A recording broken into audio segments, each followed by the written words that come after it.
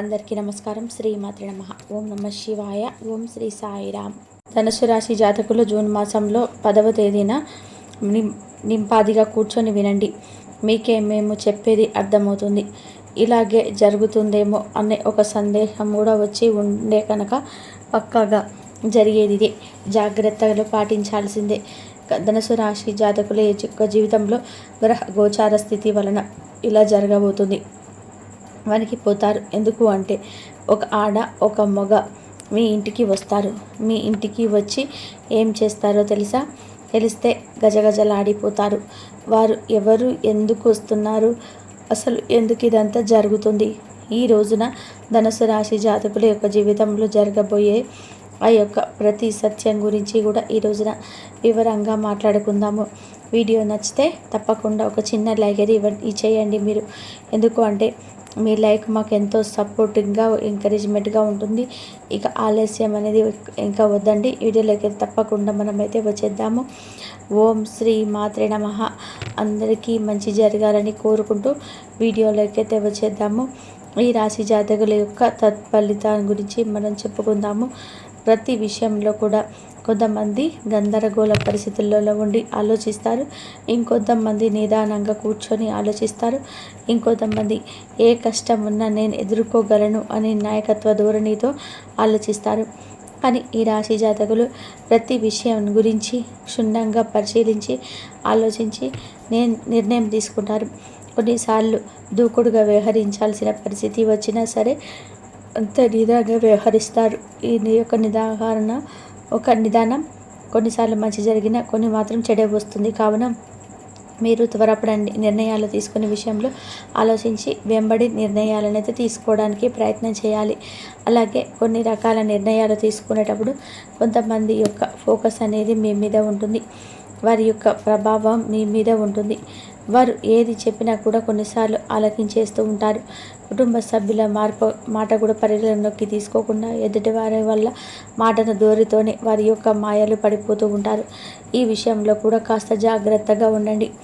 ఈ రాశి జాతకులు చాలా మంచి మనస్సుతోనే ఆలోచిస్తారు. ఎదుటివారికి మంచి చేయాలి అంటూనే ఆలోచిస్తూ ఉంటారు. వీరి యొక్క మాట, నడవడిక, తీరు అన్నీ కూడా వేలెత్తి చూపించలేనంత క్రమం తప్పగా ఉండాలి. అన్నిటా కూడా నిర్మోహమాటంగా మాట్లాడితే మంచి అని చెప్పడంలో ఎందుకు వెనకడుగు వేయాలి అనే ఆలోచన ఉంటుంది. ఈ యొక్క ఆలోచన విమర్శలు, శత్రువులు ఇస్తే ఈ యొక్క ఆలోచన కొంతమంది మిత్రులను అట్లనే ఇస్తుంది.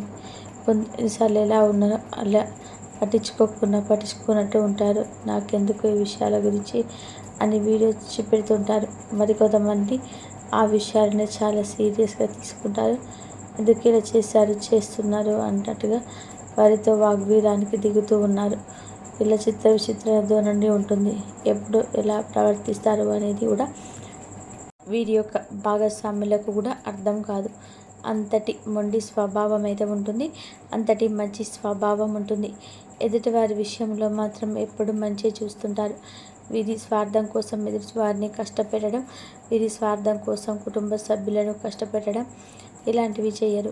మూర్ఖత్వం ఉండదు, మొండితనమే ఉంటుంది. వీరు పట్టిన కుందేలుకి మూడే కాళ్ళు అన్నట్టు అంటారు. ఇలా మూడలే కాళ్ళు అనే ధోరణితో ఎన్నో రకాల నిర్ణయాలు అయితే తీసుకుంటారు. ఆ నిర్ణయాలు వీరికి కష్టం కలిగించిన ఎదుటి వారికి మాత్రం ఎప్పుడు కష్టాన్ని కలిగించవు. వీరు భాగస్వామ్యులను, సంతానాన్ని మొదటి దశలో ఉన్నప్పుడు అభిమానించడం మొదలు పెడుతుంటారు. వీరి యొక్క అభిమానం, ప్రేమ మొదలు పెట్టినప్పుడు ఎలా ఉంటాయి, చివరి వరకు అదే ఉంటాయి. కోపం వచ్చినప్పుడు అలా కాసేపు ఉంటుంది. ఆ కోపాన్ని ప్రదర్శిస్తారు. ఆ తర్వాత పరిష్కార మార్గం కోసం అన్వేషిస్తారండి. బంధాలను విడిచిపెట్టరు. ఒక మనిషిలో మంచి ఉంటుంది, చెడు ఉంటుంది. మంచిని తీసుకుంటారు, చెడుని మంచిగా మార్చే లక్షణం కూడా వీరికి ఉంటుంది. బంధాలను విడిచిపెట్టడం మాత్రం అస్సలు కలలో కూడా జరగదు. విడిచిపెడతారు. అది కూడా ఎప్పుడు పోరాడి ఇక వాళ్ళు మీరు వద్దు అనుకుంటే కనుక మీరు వెనుదిరిగి కూడా చూడరు. ఈ యొక్క బంధం గురించి ఇక పట్టించుకోరు. ఎప్పుడు కూడా ఒకరు పట్టుకునే బంధం నిలబడుతుంది. ఈ విషయం కూడా నిలబడుతుంది. పోరాట కటింగ్తో ఎంతో కొన్ని రకాల బంధువులు వేయాలనేటివి భగవంతుడి ముని వేయాలి. బంధాలని ఒక విడిచిపెట్టరు. మనిషి మంచిగా ఉంటుంది, చెడు ఉంటుంది. మనిషిని వీరు తీసుకుంటారు. చెడుని మంచిగా మార్చే లక్షణం కూడా వీరికి ఉంటుంది. బంధాలను విడిచిపెట్టడం మాత్రం అస్సలు కలలో కూడా జరగదు. విడిచిపెడతారు, అది కూడా ఎప్పుడు పోరాడి ఇక వాళ్ళు మీరు వద్దు అనుకుంటే కనుక ఇక వెనుదిరిగి కూడా చూడరు. ఈ యొక్క బంధం గురించి ఇంకా పట్టించుకోరు. ఎప్పుడు కూడా ఒకరి పట్టుకొని ఆ బంధం నిలబడదు. ఈ విషయం వీరికి తెలుసు. పోరాట పటిమతో ఎంత పోరాడినా కొన్ని రకాల బంధాలు ముడివేయలేనివి. భగవంతుడిని ముడివేయాలి. అలాంటివన్నీ కూడా విడిచిపెట్టి వెళ్ళిపోతారు. ఏదైనా ఒక సమస్య కష్టం వస్తే అక్కడే ఆగిపోవడం వీరికి అసలు నచ్చదు. ఇటువంటి మనస్తత్వం ఎక్కువగా ఉంటుంది. అయితే ఈ రోజున ఒక విషయం గురించి మనం చెప్పుకోవాలి. మీ ఇంటికి ఒక వ్యక్తి వస్తారండి. ఆడవారు కావచ్చు, మగవారు కావచ్చు. విధ్వంసాన్ని అయితే సృష్టిస్తారు. ఈ రోజున వీరికి ఇలాంటి పరిణామాలు కలగబోతున్నాయి. చాలా కాలం క్రితం వారికి మీకు మధ్యన చాలా రకాల విభేదాలు అయితే మీ విధ్వంసాలు జరిగాయి. మీరు వారిని ఇక వద్దు అని అనుకుంటూ నిర్లక్ష్యం చేస్తున్నారు. ఏ విషయానికి వారితో చెప్పడం లేదు. ఎవరితోనూ సంప్రదింపులు జరగటం లేదు కూడాను. జరగకూడదని అనుకుంటున్నారు. ఇక్కడ విషయాలు, అక్కడ విషయాలు, ఇక్కడ చేరే వ్యక్తులు కూడా దూరంగా ఉంటున్నారు. మీ విషయం గురించి, మీకు కుటుంబం గురించి మీ యొక్క ఆలోచనలే ఇవే ప్రధానంగా ముందుకు సాగిపోతూ వస్తూ ఉన్నాయి. ఒక రకంగా చెప్పాలి అంటే మీరు పూర్తిగా వారిని అవాయిడ్ చేస్తూ జీవితంలోకి వారిని రానివ్వకుండా ఉంటున్నారు. మీకు మీరు కానీ వారిని రానివ్వకుండా అడ్డుకుంటున్నారని కానీ చెప్పుకోవచ్చు. వారితో మీకు ఒకరికి పరిచయం అయితే ఉండవచ్చు, లేదా లేకపోవచ్చు. వారి వల్ల మీరు ఇదివరకు ఒక సమస్యనైతే ఎదుర్కొన్నారండి. చిక్కుల్లో కూడా పడ్డారు. ఆ చిక్కుల్లో నుంచి బయటపడక మీకు తీసుకున్న నిర్ణయం ఇది. వారితో ఉంటే మీ జీవితం ఇక అంధకారమే. చీకటిలో ఏమి చేయగలం? చీకటిలో ఏది సాధించగలం? జీవితం అంటే ఏదో రకాల ఆలోచనల కలగొత్త. ఈ ఆలోచనే రానివ్వకుండా వారు చేస్తున్నారు.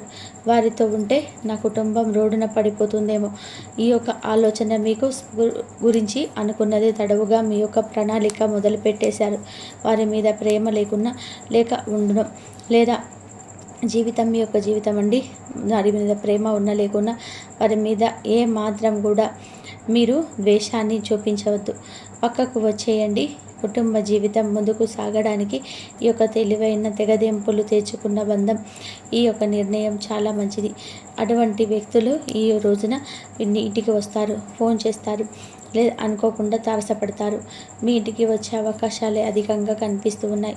మీ యొక్క సహాయాన్ని ఆశించి మీ దగ్గరకు వస్తారు. మీరు పొరపాటును పడవద్దు. అంటే ఒక తెలిసిన వారిగా, విషయం తెలిసిన వారిగా, లేదా ఒక పని గురించి తెలిసిన వారిగా వస్తున్నారంతే. వారు చెప్పే సూచన సలహా మీరు వినరని కూడా వారికి తెలుసు. అయినా కూడా వస్తున్నారు అంటే అది మీ మేలు కోరుకొని మాత్రమేనని గ్రహించండి. జీవితం ఎప్పుడు కూడాను గుండ్రంగా ఉంటుంది. మనకి వద్దు అనుకున్నది తిరిగి మన వద్దకు వస్తుంది.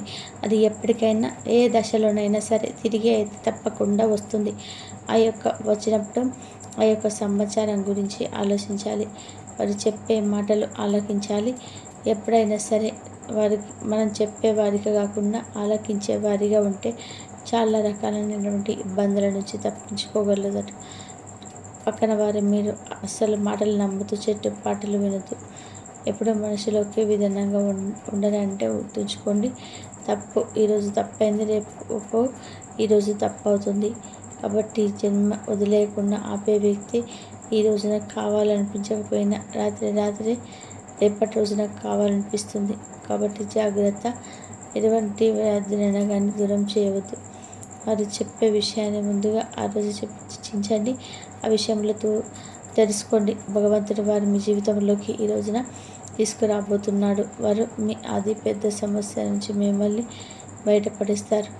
అదే ధన సహాయం కావచ్చు, ఎవరైనా చేస్తున్న సహాయం కావచ్చు, మీకు ఎక్కడికైనా అటెండ్ కావాల్సిన ఇంటర్వ్యూ గురించి కావచ్చు, లేదా వేరొక ఉద్యోగ ప్రయత్నం చేస్తుంటే కనుక దాని గురించి అయినా కావచ్చు, లేదా వ్యాపారంలో మీరు ఎదుటి వారిని గుడ్డిగా నమ్మి మోసపోతున్నారు, వారి గురించి అయినా పూర్తి అయిన సమాచారం మీకు తెలియజెప్పడం కోసం కావచ్చు.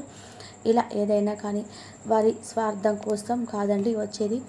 జరిగే ఒక మోసాన్ని, మీకు జరిగే ఒక అవకష్టాన్ని వాటి నుండి బయటపడేసి మిమ్మల్ని చెయ్యి పట్టి బయటకు లాక్క రావడానికి వస్తున్నారు.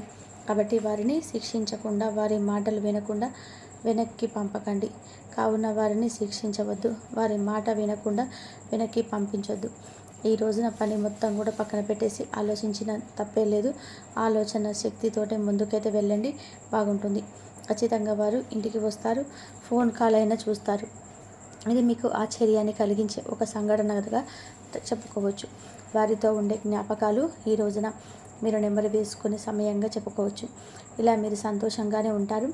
ఈ రోజున మీరు ఏ రంగంలో ఉన్నా ఆగి ఆలోచించి పని చేస్తే ఆ యొక్క నిర్ణయం మీకు చాలా మేలు చేస్తుంది. ఈ రోజున మీకు ఏదైనా గజిబిజి గందరగోళంగా ఉండి ఖచ్చితంగా ఒంటరిగా ఉండి తీసుకునే నిర్ణయాలు మీకు మేలు చేస్తాయి. అలాగే భగవంతుని సహాయం కోసం ఈ రోజున మీరు భగవంతుడికి దగ్గరగా ఉండడం, భగవంతుని దర్శించుకోవడం, లేదంటే ఇంట్లోని పూజ గదిలో మీ ఇష్ట దైవాన్ని ప్రార్థించడం వల్ల మీకు మరిన్ని శుభ ఫలితాలు అయితే ఖచ్చితంగా కూడా దక్కుతాయి. మీకు మరిన్ని శుభ ఫలితాలు ఖచ్చితంగా దక్కుతాయండి. కాబట్టి తెలుసుకున్నారు కదా ధనుసు రాశి జాతకులు మీకు ఈ రోజున ఎలా ఉండబోతుంది, ఏం జరగబోతుంది, ప్రతి ఒక్కటి కూడా తెలుసుకున్నారు కదండి. కాబట్టి ఇకనైనా జాగ్రత్తగా ఉండండి. ఆ వస్తున్న వ్యక్తి మీ యొక్క మేలు కోరే వస్తున్నారా? వారు మనిషి రూపంలో కావచ్చు, లేదా మాట రూపంలో రావచ్చు, లేదా ఏ రూపంలోనైనా రావచ్చు. ఎలాగైనా సరే వస్తారు. ఇక ఎవరైతే కష్టాల్లో బాధల్లో ఉన్నవారు, మీకు ఫైనాన్స్ ప్రాబ్లమ్స్ ఉండి ఆర్థిక ఇబ్బందులతో సతమతమవుతూ డబ్బు అనేది ఎక్కడిదక్కడ స్టక్ అయిపోయింది, మేము ఇచ్చిన వాళ్ళు మాకు తిరిగి ఇవ్వటం లేదు, మా ఆస్తి పాస్తులు బంగారాలు అన్నీ కూడా తాకట్లో ఉన్నాయి, ఏ పని చేసినా కానీ కలిసి రావడం లేదు, మాకు లెక్క అనేది లేకుండా పోయింది, కోరుకున్న వ్యక్తులు దూరం అయిపోతున్నారు, ప్రేమించిన వ్యక్తులు దూరం అయిపోతున్నారు, అనుకున్న పనులు అనుకున్న సమయానికి జరగటం లేదు, వ్యాపారంలోనే గ్రోత్ లేదు, మంచి జాబు లేదు, చదువుతుంటే మంచి ర్యాంకు రావటం లేదు, ఏ విధంగా చూసినా కూడా అంత శూన్యంగా ఉంటుంది. ఒకవైపున జనాకర్షణ లేదు, ఇంకొక వైపు ధనాకర్షణ లేదు. ఎందుకంటే జనాలకు కూడా మంచి చేద్దామని వెళ్తే చెడు అవుతుంది. ఇలా సఫర్ అవుతున్న దాన్ని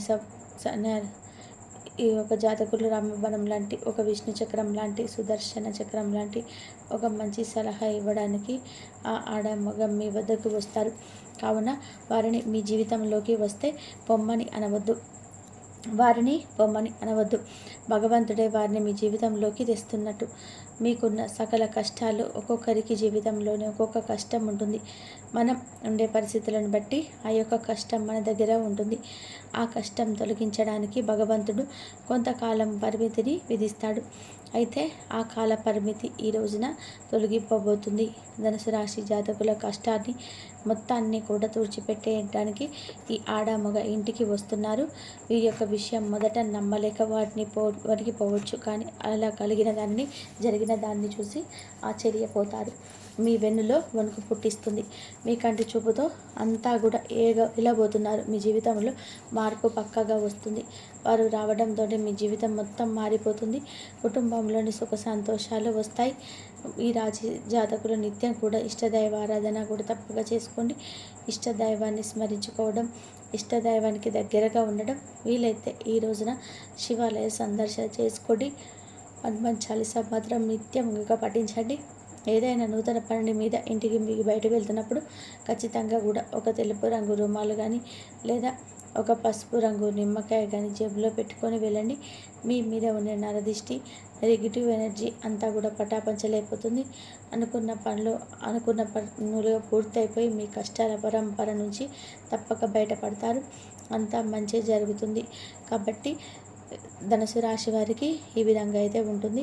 ధనుసు రాశి వారు కంపల్సరిగా ఈ విధంగా చేసుకోండి. ఒక స్త్రీ వల్ల మీకు ఒక మగ ఆడ మీ ఇంటికి వస్తారు. జాగ్రత్తగా ఉండండి. ఇంతవరకు చూసినందుకు ధన్యవాదాలు. ఈ వీడియో కనుక మీకు నచ్చినట్లయితే ప్లీజ్ లైక్ చేయండి, షేర్ చేయండి, సబ్స్క్రైబ్ చేయండి. మరొక మంచి వీడియోతో మళ్ళీ కలుద్దాం. కాబట్టి ధనుసు రాశి వారి జాతకులందరూ కూడా మంచి జరగాలని, శివయ్య అనుగ్రహం అందరిపైన ఉండాలని మనస్ఫూర్తిగా కోరుకుంటున్నాను.